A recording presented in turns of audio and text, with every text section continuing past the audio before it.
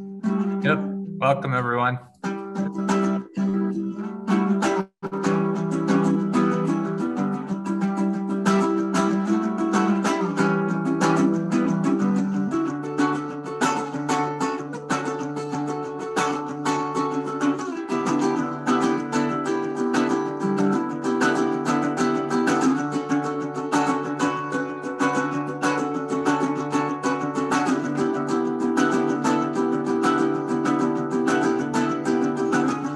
Here we are again. Looks like we're back to the start again. We've all been there before when life says to open one more door.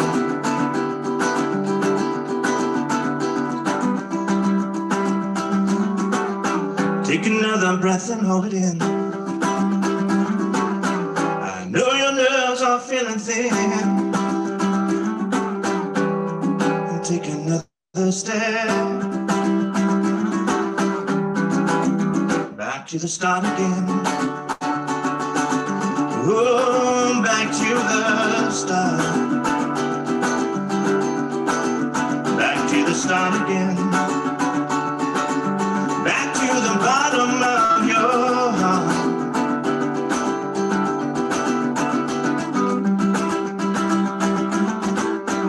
Another breath and hold it in. I know your nerves are feeling thin. I think I'm heading there myself. Back to the start again. Oh, back to the start. Back to the start again. To the bottom of your heart. Back to the start again.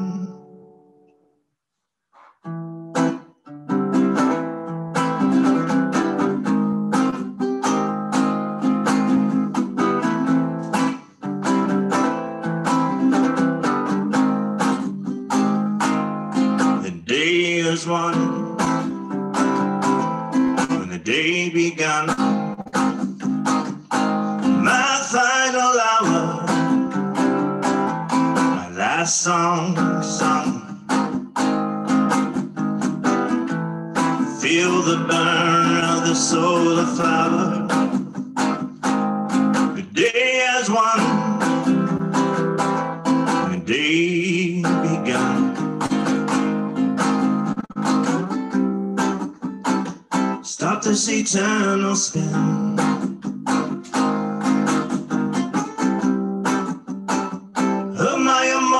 Sin.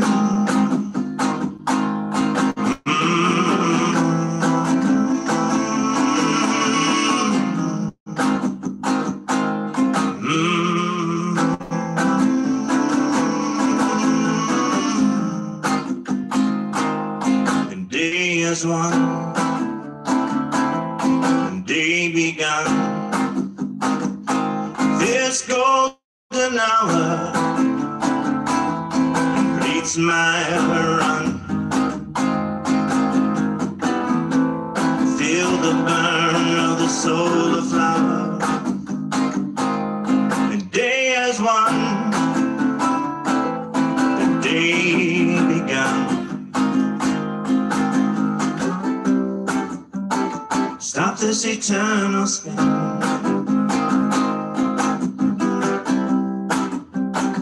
Of my immortal sin.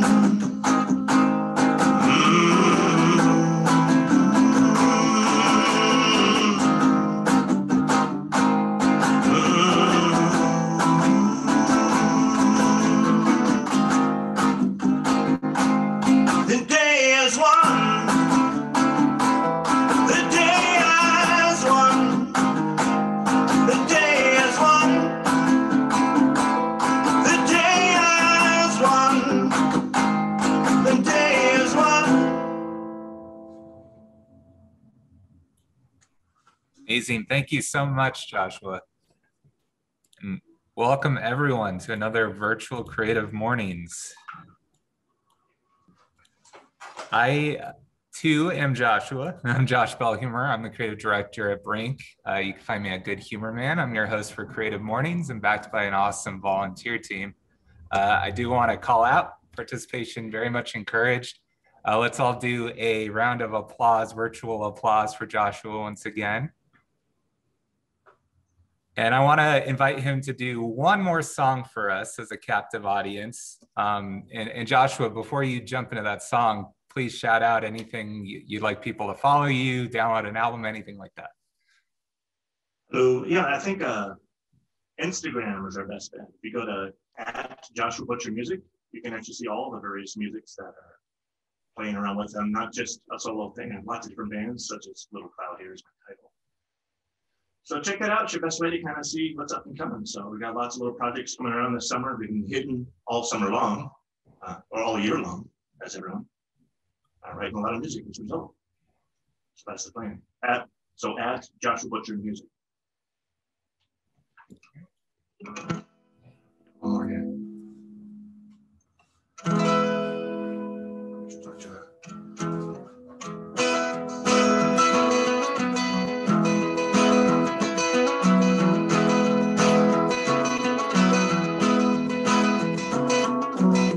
You recall when we were young,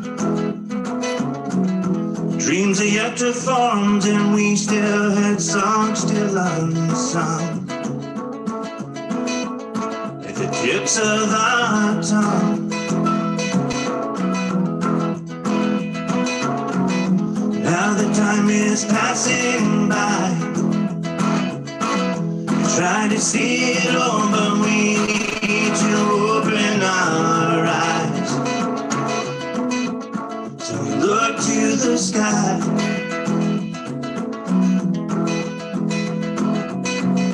Tonight we'll meet beneath the stars. We'll lie there underneath the stars. We will lay there in the sand, finally letting go, trying to loosen the grips of our hands. Get lost with no plans. Now we'll be there by your side,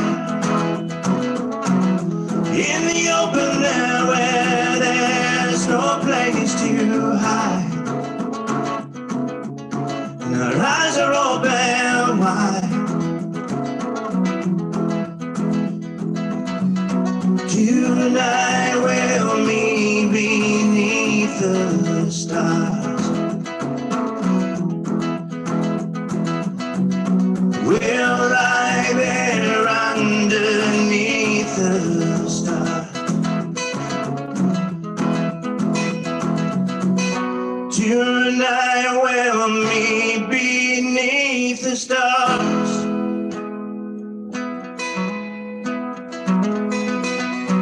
We'll lie there underneath the stars.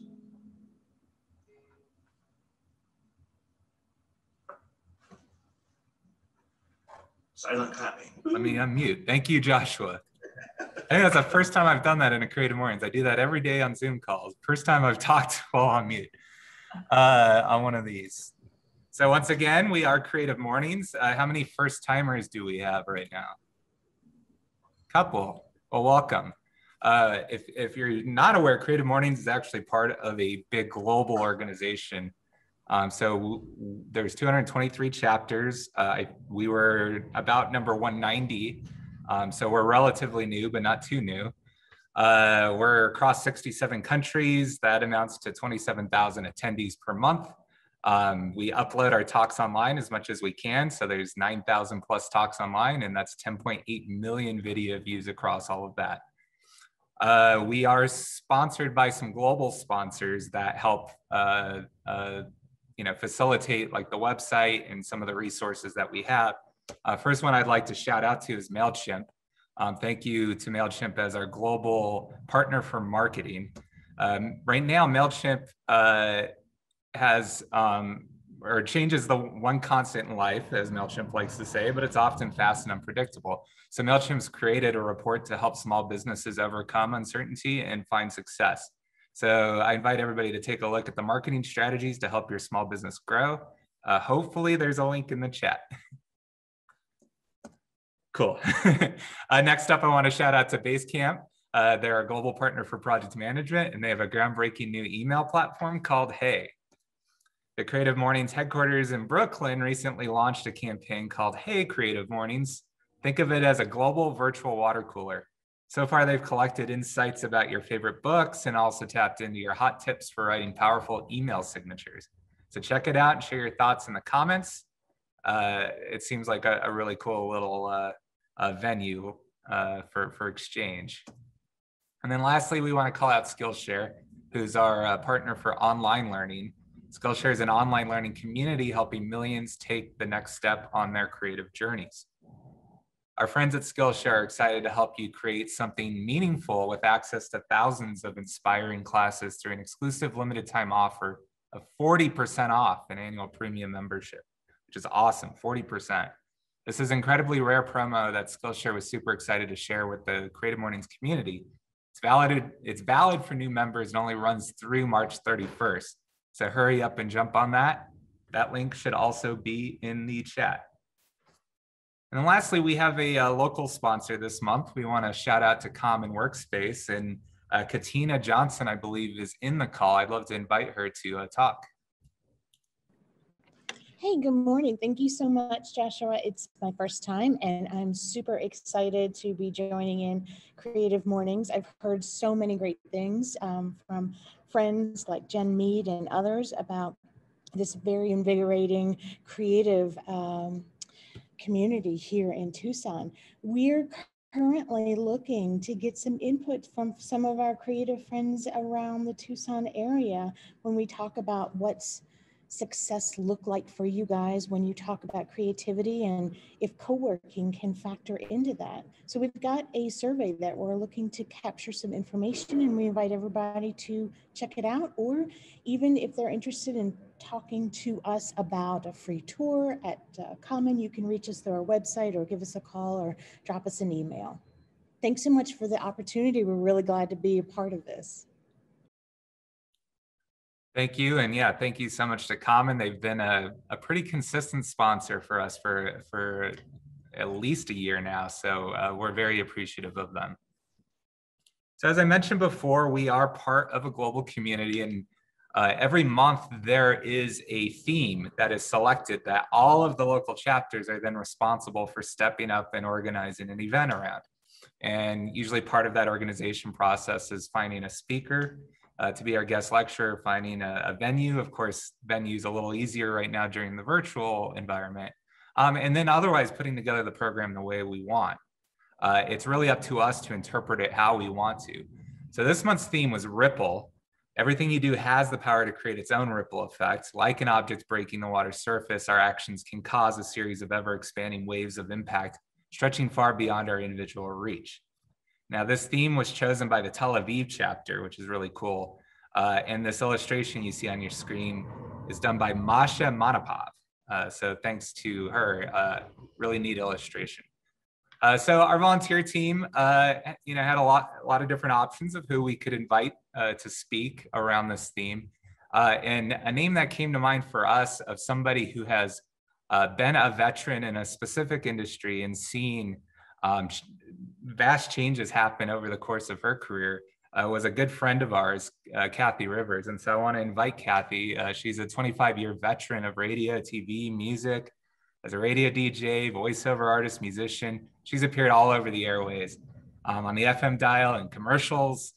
You might have heard her on Clear Channel, Journal Broadcast Group, King World Productions, Jeopardy, JW Marriott, or more. Over the last number of years, she's been an impactful leader as the ED of the independent community radio station KXCI. So Cathy, very thrilled to have you. Thank you for doing this, and I will now turn it over to you. Thank you so much. I'm really honored to be here, and thank you both Joshes. Thank you, Little Cloud, for the music, and thank you for inviting me. Last night, as I was contemplating some of the things I discuss and thinking about the theme ripple, I realized that my education and my career absolutely has been a ripple, but I'm also a hustler. So I want to explain that a little bit and share with you why I say that. So I barely graduated high school. I was one of those kids that couldn't focus during educational classes that were about math or things I just wasn't interested in. But I was very fortunate to go to a public high school where there were other opportunities for education. We had choir, we had drama, we had art, we had a radio club. And if you would look at my report card, I was thriving in all the creative areas and failing in all the others. Now, my parents took me to see counselors. They thought this was, pre-attention deficit disorder, some of the things that have been diagnosed in young people. But truly, my education wasn't working for me. And obviously, if you looked at the two lanes, I should have just been thrown into all creative classes and allowed to thrive and succeed and feel confident in some sort of education.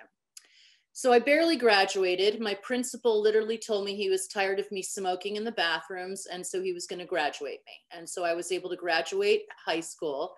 I got into the Conservatory of Music in Cincinnati based on literally my audition.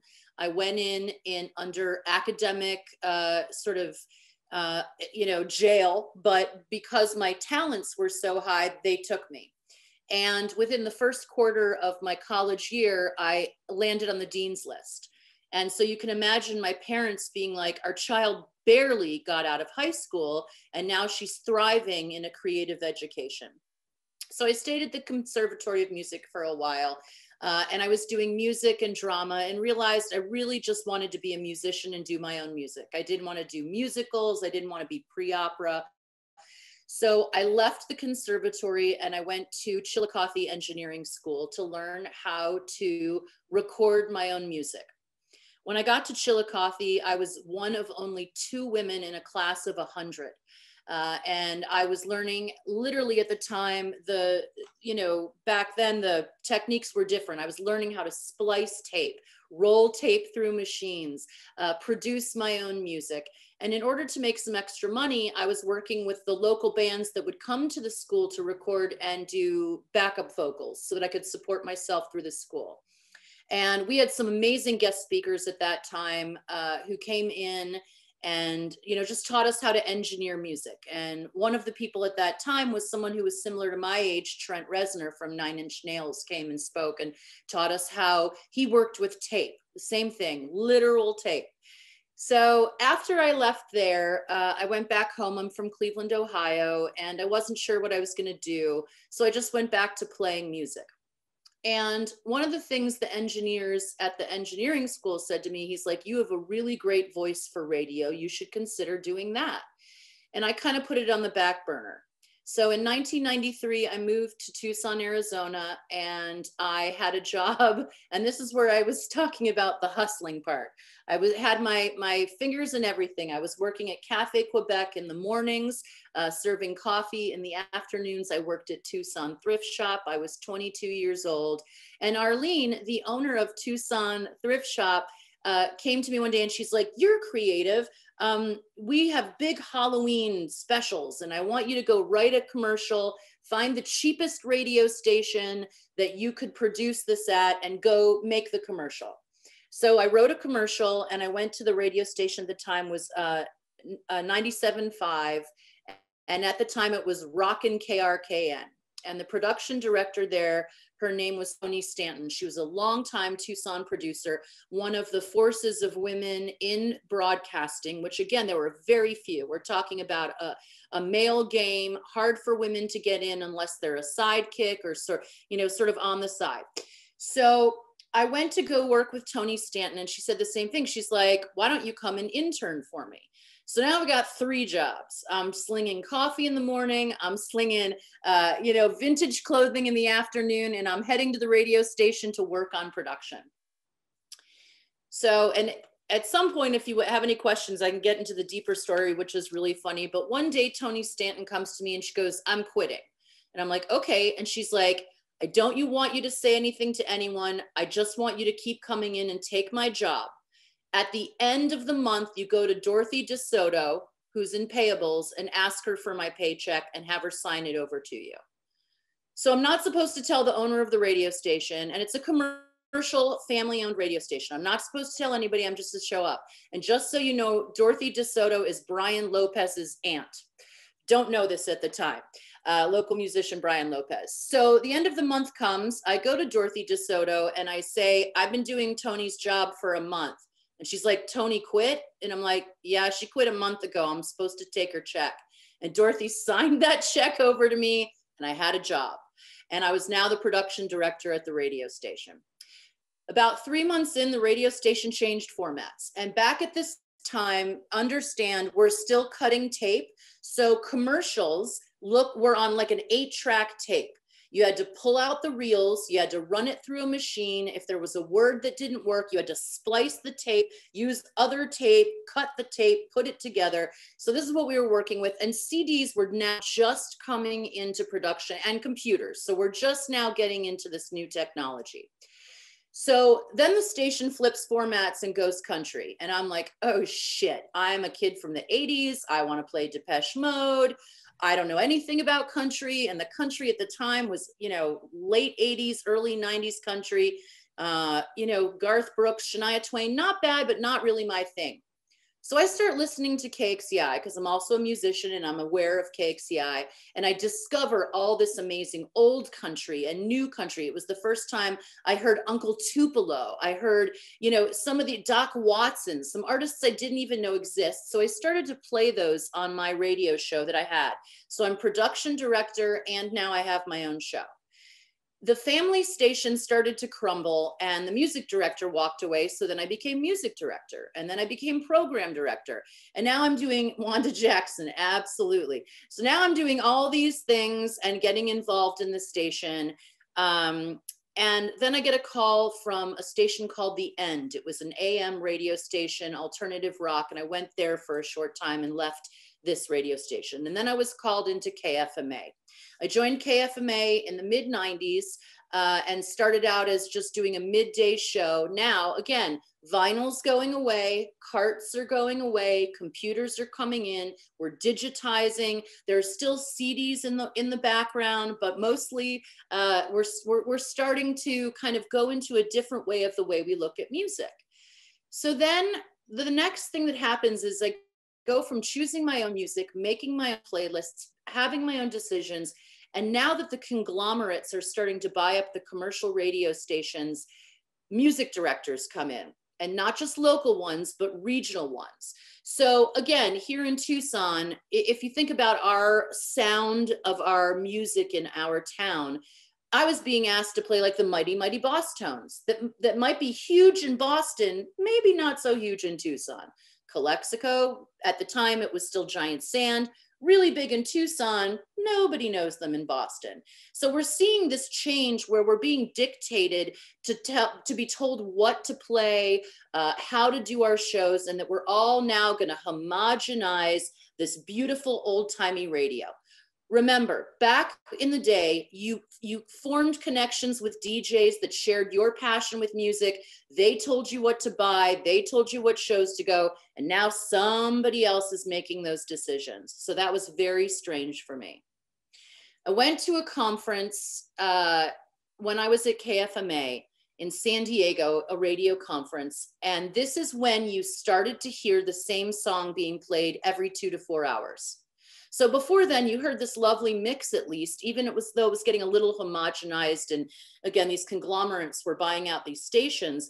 And now, you know, I go to this conference and this director says, this is the way we're going to do it. We're going to start with software. We're going to start with automation. Your song is going to be shown in front of you. And all you're going to do is say, that was the latest from Garbage, and here's 9 Inch Nails or whatever. That's all you were doing. You weren't choosing, you weren't being creative. And again, I felt like I'm doing something that doesn't feel good. I'm getting paid. I'm still being a musician, which is how I can afford to be a musician. I did wash dishes at Bentley's at one point. I should add that too. But going back to the hustle. So, but it didn't feel good. And this one program director from San Diego said, now we're going to start playing these hits, these singles every 4 hours. And I remember thinking, why? And he literally said in front of everyone at this conference, if you feed people crap long enough, they'll learn to like it. And I remember like looking around thinking, who wants to feed people crap? And that's when it all changed for me. That's when I went, this doesn't really feel good. So I left radio. I went to The Point for a while. I was doing a morning show at 104.1 The Point. I have one visual for you. This was my little billboard around town. Because I started out as a solo female morning music person, and there were only 5 single female DJs in commercial radio and non-commercial radio at the time, some in NPR, but it was very rare to have a solo female. And then my company came to me and they said, we want to get you a partner. And I struggled with that. And we had a contest. That was what the billboard was. Come join the contest and become Cathy Rivers' partner. And this all just felt really weird. Long story short, it was all a ploy. They already had hired a male DJ to become my partner. When they named the show, his name was Ryan Cleesh, and he went by Rhino. They decided to call the show. It was Cathy Rivers in the morning on The Point, and then it became Rhino and Rivers. And I was moved to a back seat. And I wasn't listened to. My ideas were taken away, and I really struggled. I felt like this just doesn't feel good anymore. This might also be around the time the band Creed came out, and I thought if I have to play a song by Creed one more time, I might not live through the night. That, and if anyone ever asks you the song To Princess, if you ever play that for me, someone's going to have to restrain me. I can't even remember the name of the band, but I remember that song over and over. And I was like, why are we doing this? There's so much good music out there. And we've taken this incredible, amazing music and we're down to like 10 songs. That's it. So I quit radio and I went into managing bands. And I worked for a local firm, Mike's Artist Management, and I became the Spin Doctors. Thank you very much. Oh God, see, I think I just threw up a little bit. I'm so sorry. I'm sure they're very nice human beings, but that song just became painful. So then I started working for a local management company, Mike's Artist Management. And at the time he was managing 2 bands that I really enjoyed. One was Cracker and one was the North Mississippi All-Stars. And I became their day manager. So now I have experience as being a musician, having done some touring, working with musicians and having been on the radio. So I'm getting all of this awesome experience again and really working with the bands and the music that meant so much. So I stayed there for a while. After I left that job, I helped my husband a little bit with Plush. He became the booking agent over at Plush. And so I was working with him a little bit. And again, side hustles here and there. What jobs could I have to put things together? My voiceover career started taking off because again, now we're going into voice tracking. We're going into computerized music. We're going into CDs and digitization, and the whole game has changed. So I started doing some voiceover work. And during that time, I also, again, trying to make other money, I became the traffic person at KVOA here in Tucson on Channel 4. Worst traffic person ever. First of all, I lived in downtown. I lived above the Rialto Theater, and I didn't know anything east of Swan. And I would stand in front of that green screen and literally be like, there's an accident at Swan and River. I lasted maybe 2 months. They wanted me to cut my hair, change my look. And I was like, can't do this. Not for me. I was terrible at it. So then I went on and I did some interning at Wave Lab when Nico Case was making a record there, and got back to, again, that love of music.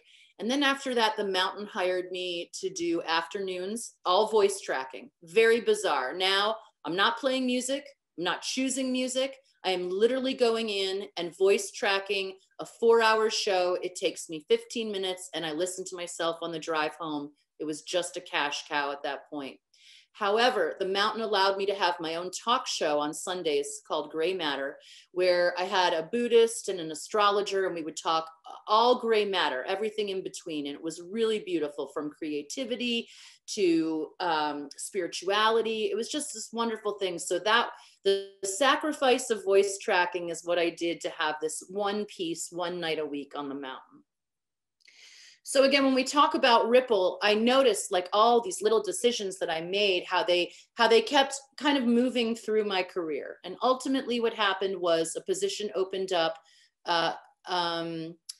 voice tracking. Oh, so yes, literally just intros. Again, I would say that was Creed. Here's the Spin Doctors. That's what I would record. So then a job came open at KCI, which is, again, non-commercial, community-supported radio. I could choose my own music. I could have my own guests. I could support community. So I was thrilled to be able to get back to what I loved about radio, which was music and local connection. And that's when I went back. And after being there a couple years, my husband and I then went to go open a Plush St. Louis. We were there, we had a 2-year contract to get that venue open in St. Louis. And then when we came back, I came back to KXCI and then became executive director, and my husband started booking the Rialto. And that's where we are today. So again, I have to acknowledge that I was very fortunate to have an education that got me through each of these things, or I might not have succeeded. I mean, I really had fear in my life that maybe I could play music and maybe wash dishes or sling coffee. I had to get creative on finding where my talents and strengths were and push for that. Now, the one thing I do want to mention is that, and again, I'm thrilled to be here today, and it's weird for me to be being interviewed and not the interviewer. But had I not been given the opportunities, I wouldn't be where I am today. And so one of the things that I am truly, truly passionate about is in our community organizations is offering education and opportunities that we're losing in schools. We are whole people where our talents lie in so many different ways, and traditional education doesn't work for all of us. And although I've never gotten into education, through the community organizations that I've worked with, that is one of my super, super passions, is to teach young people. And especially, again, you know, I went to engineering school because I didn't even know what tape cost. And I was like, if I go into a recording studio, I don't want someone telling me like, yeah, this is $1,000 for this reel and we're going to put your songs on there. I wanted to be educated. I wanted to be prepared, even though it was difficult being one of the only women at that time. In those schools. And I think it's really important that we work towards that equitable education for all, and finding talents and really supporting those. That's kind of my story. Awesome. That was awesome, Cathy. Thank you so much. I'm going to turn it over to Emily now to lead a little Q&A. If anybody has any questions, please feel free. I have a question right away about how it sounds like you've been very flexible too, like you're curious to try new things and you've been flexible when it's been needed. Can you kind of speak to that for people, that how that's helped you kind of like keep growing your knowledge and everything? I've had to be, oh, that's a good question. Thank you. I've had to be really brave. Again, I kind of came about in a very male dominated world. I had to be creative, brave, flexible, absolutely. I cried a lot. Like if an idea I came up with was taken and somebody else used it, I just had to write it down, remember it was mine, and go home and cry and just keep going.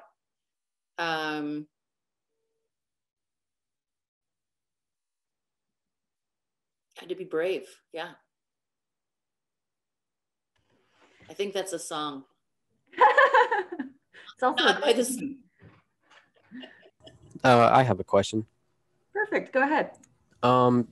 So do you feel that the music scene has like changed from like what it used to be back then? Because now it's been really more accessible, and do you feel it's becoming easier for new artists to come up with music now? I would not say easier. I would say, if anything, the change in the music business has really done some damage to the artists. So when you look back at the 80s, and even when I was radio in the 90s, these record labels and promoters were throwing so much money at these bands, but it was a loan. So I'll use Cracker as an example. When Cracker had their hits in the 90s and, excuse me, and were pretty hot, their label would advance them, you know, $250,000 for their bus, for their tours, for all of this stuff. But the bands didn't realize that that was going on their bill, and they were going to have to turn around and pay that back. And so if you could complete a tour, if you could be successful in a tour and pay back your record label, things would all be good.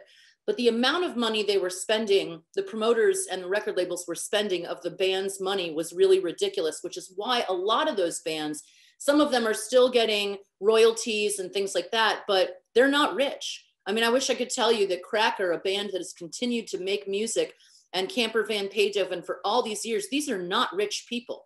These are people that had to pay back their record labels. Now, with that said, there's more open for independent bands to release their music and get some exposure, but it is not easy. So my husband and myself, Chris Carey and Dan Coleman, who's a local publisher, came up with a company that we didn't get to keep going too long, called Shlomo Diego, where we offered an a la carte system. I would help you with radio, Chris would help you with bookings, and Dan Coleman would help you with publishing. And we thought this was a really great way to move forward in this business, because it's just, the expense is ridiculous. And moving forward, to answer your question, is now that we're remote broadcasting. So for the last year, KXCI has been completely remote. We're not at Armory Park. I basically have a radio station inside my home. Here, I'll give another visual. There's my radio, here's my microphone. I mean, we are completely automated and digitized. With that said, I receive all of the mail that comes to KXCI. And what's happening is that if you go with an independent promoter, you need to be really careful and make sure that they're spending your money correctly. Because just the other day, I got some CDs from a band I've never heard of. I looked them up. They've never been played on KXCI. And this promoter felt it was okay to send us 20 CDs. 20. Not a download, not a link, not one hard copy, but 20 CDs. Where will they go? It's not fair. So now I have this whole other thing that I've been thinking about, because I'm looking at this waste of money for independent artists, that independent promoters are salesmen and not being responsible. Cathy, Dan asked a really great question, but I want to come back to that towards the end. I want to instead move to Jackie's question, which was, what's the best piece of advice you received and give to other women who are also working in male-dominated fields? Did I mention be brave?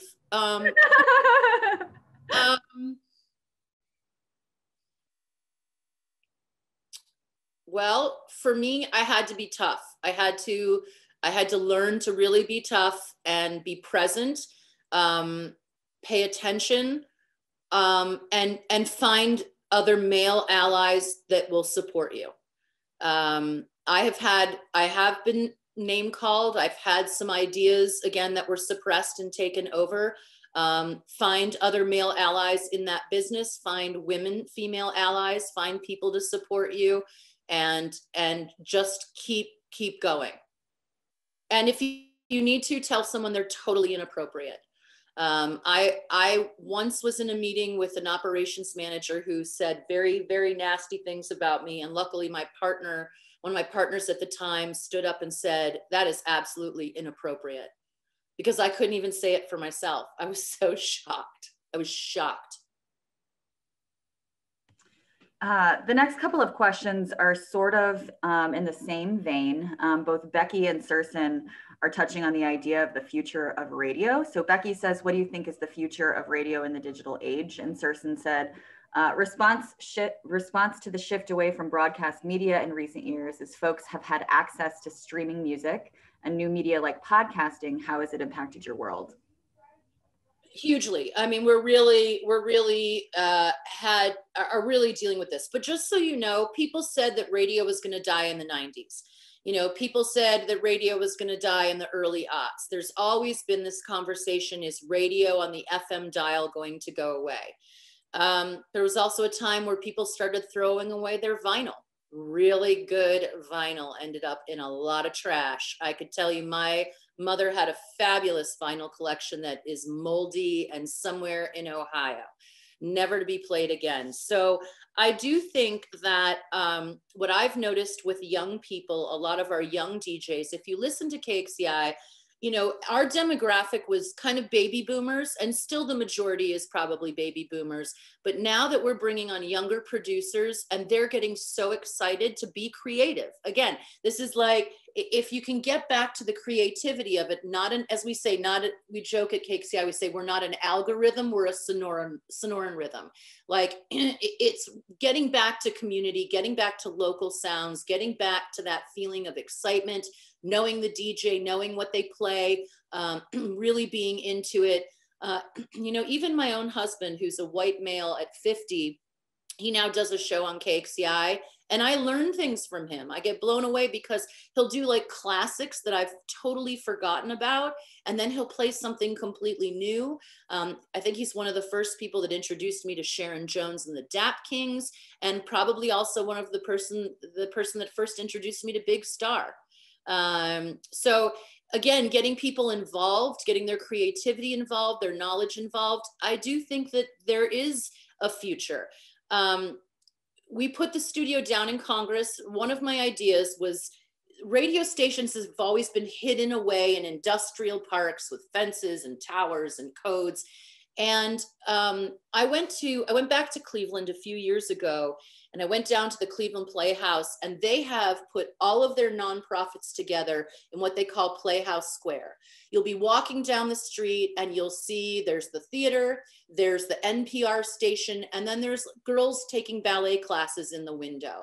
And I got completely inspired, and I thought, let's put this back out here. Let's have a window. Let's have DJs actually spinning records, creating music, have a speaker outside, have the door open, and get people excited about, again, that community connection and that sharing of music once again. It's changing. I don't think it's going to die anytime soon. You know, again, Spotify is an algorithm, and I think people want to connect with people. I love that. Anna has a question. Anna, do you want to go ahead and ask your question? Yes, thank you. I wanted to just vocalize it rather than try to, I'm still waking up. So first of all, Cathy, your story is amazing. I was here for all the ripples, every last one, like so inspirational.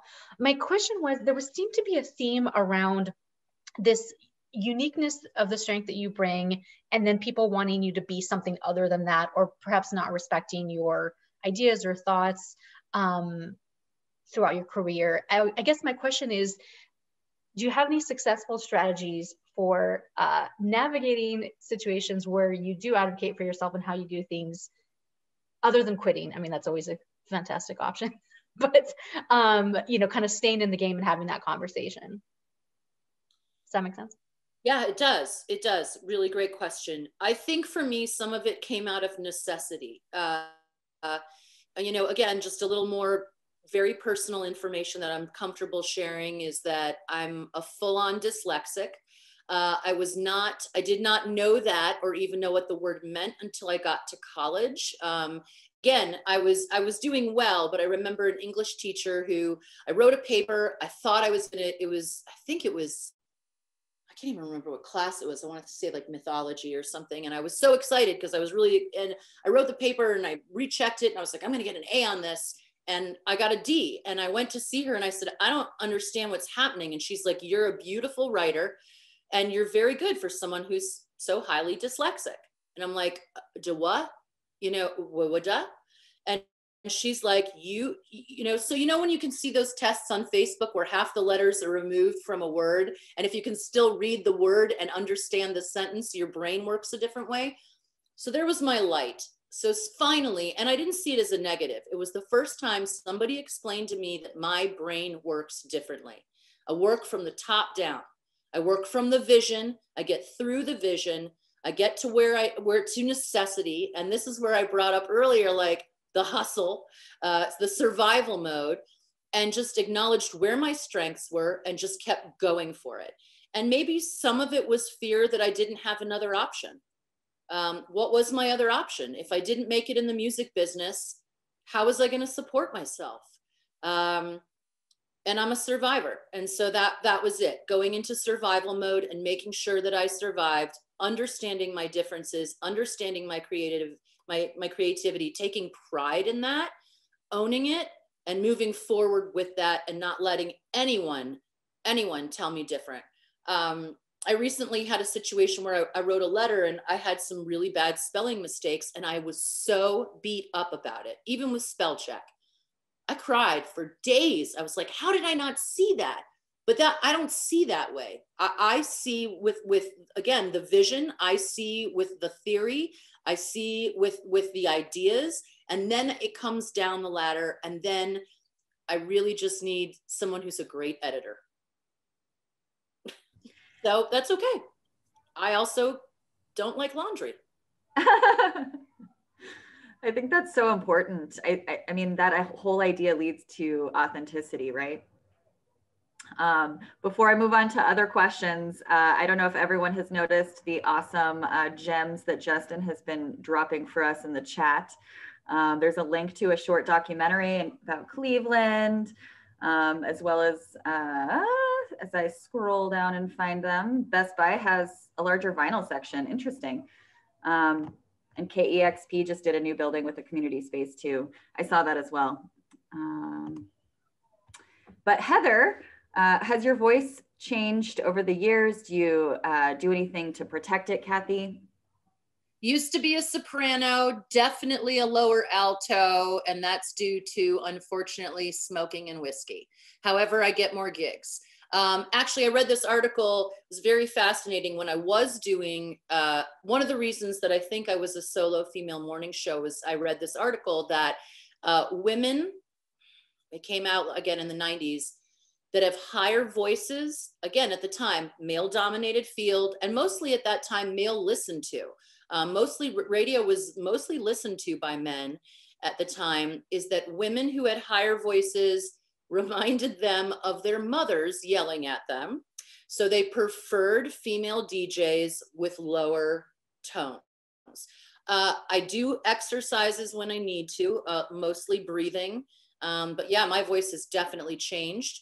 A lot of times if you hear, I'll use Stevie Nicks as an example. If you hear her singing one of her classic songs, you will hear her singing it in a tuned down. That also has to do with hormones. Women's voices lower with age. It's totally hormonal. It's a muscle. You can train it. So I could bring my voice up here in my throat and speak in a much higher register as I'm talking to you, or I can bring it down to where my belly is. And that is just muscle reaction, but hormones also have something to do with it. Environment, hormones. So I want to circle back. Thank you, Cathy, to Dan's question. I think it's really important as we're talking about being a community and that we are a creative community. And he asked, other than coughing up money, which they should, what can people in Tucson do to support our music culture in this rough time? Buy music directly from the artists. Go to a show. If they've got merch, buy the merch. Just buy it. Support them, pay for the ticket. So, and that's a really good thing to add to this, is that the majority of venues, they make their money from booze. So it's not even ticket sales. You can sell out a venue, and if you don't sell beer, that venue actually isn't making money. So support the musicians as directly as possible. If they're playing an outdoor show or even at a venue, buy their merch, take a little extra money and support them directly. And organizations can support community radio by partnerships and trade and things like that. And again, just supporting local music. Yeah, I for one can attest to everything Cathy just said. Justin moved out here during the pandemic, and thusly live music hasn't been an option. What local acts should he check out? Ooh, wow. So many, Justin, so many. Honestly, it's really, I love that Tucson went through, you know, there was the punk scene in the 80s and 90s, and then there was the desert kind of music that came out. And in the last few years, we've had some really amazing independent artists. I think it's also really important to look for diversity in music, really see what our town has to offer with BIPOC artists, female artists. Just take the time. Anyone else is feel free to put in the put in the chats. You know, you've got the Brian Lopez, Naima Moore. There's some amazing Salvador Duran. There's some amazing artists. Chazelle. The list goes on and on. Really take the time. I will say I'm very impressed about the Tucson music scene. Loveland, yeah, Little Cloud, Birds and Arrows, Katie Haverly. Orchestra Mendoza. Yeah, feel free to keep filling that up. There's so many great bands. You know, Cleveland was a rock town, and there was some support among bands in Cleveland that supported each other, but this town has truly been amazing. If you think about, you know, going back to like Green on Red, or then even like Hal Gelb and David Slutz and Joey Burns, they brought on the Naima Moores and Gabe Sullivans and Brian Lopez's and took them on tour in Europe and helped get their careers started. I think it was Marianne Dessard that first took Brian and maybe Gabe and a couple other people. Yeah, Jillian's great. See, look, this is what happens. Now I want to read all these bands and go, oh yeah, they're so good. There was a lot of support. So Marianne took a lot of these Tucson artists to Europe and started their careers and started this whole European excitement over the desert. The Germans love Tucson. We are the Wild West, and they are fascinated by all things Tucson. And so there was a joke for the longest time. We had a musician in town, Chris Burrows, who unfortunately passed away, as such a talented guy. He would make his entire salary in Germany and then actually not even come home and play in Tucson. One of the most talented musicians. He just lived here and toured there. So there was a lot of exchange of support for the musicians in town, which I've been very impressed with over the years. Justin, too, I highly recommend just getting onto, if you're on social media, getting onto Instagram and following KXCI, following Hotel Congress, following the venues, because they all, you know, they're starting to feature more and more artists. And as they feature artists, you're going to be able to follow those artists and find more and more about what's happening in the community. And we have a locals only show on Monday nights at kxci.org, and you can go there and you can look at the Spinatron playlist and see what local musicians are played on that show, and that'll give you a good guide. I think we might have time for one last question. Does anybody else have anything left to ask Cathy?